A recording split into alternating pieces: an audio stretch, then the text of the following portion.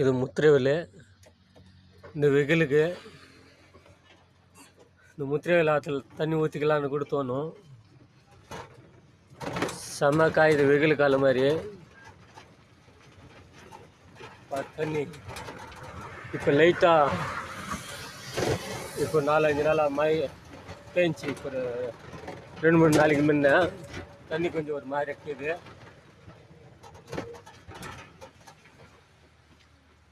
காணாங்கோய் கருப்பாக இருக்குதுங்க. அதாவது பில்லு ஓரமாக தெரிஞ்சுக்கோ. காணாங்கோய் இங்கே ஒரு 10 ஆற்று முடியோ இருக்குதுங்க லைன்னா.